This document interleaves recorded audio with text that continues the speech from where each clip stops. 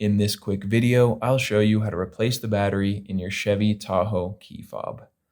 There are two versions of this device that are used on the Tahoe model years, but 2007 to 2014. There's this 4-button version that you see here, and then a 3-button that does not have the trunk button, just should look like that without the trunk button. Doesn't matter which version you have. You can follow along with this video because the process to open them both up is the same and they both take the same battery as well. So if you follow along with me here, we will get a new battery in your device in under 5 minutes.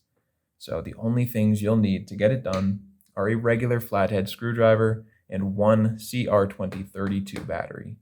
If you don't have one of these lying around or you're not sure where to get one, you can go check out the link in the description. That first link will take you over to Amazon where you can find these batteries for just a few dollars. So the first step is to look on the bottom of your device right next to the where the keyring attaches.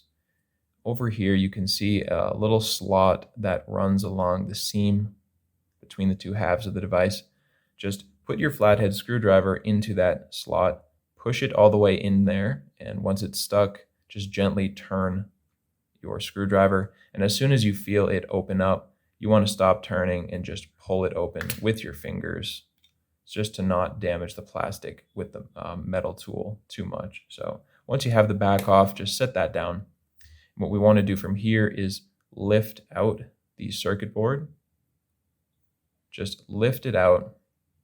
If the rubber is kind of coming out, that's fine.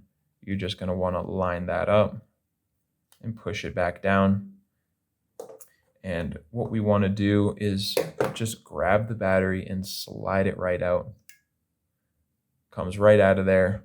And you can now dispose of your old battery. Grab your new CR2032 battery. And when you're putting it in, make sure that the positive side that has the plus sign on it is facing up. So you want to just push it all the way into this metal component, positive side up.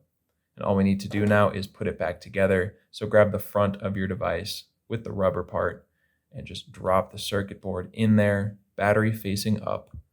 And now we can just take the back, line it up, and squeeze it back together. And just like that, you have a new battery in your device and you are good to go.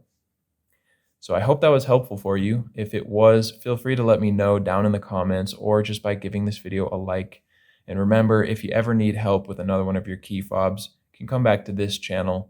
We have you covered with quick, easy tutorials for the key fobs for almost every make and model out there. And you can also get that information over at our website, FobBattery.com.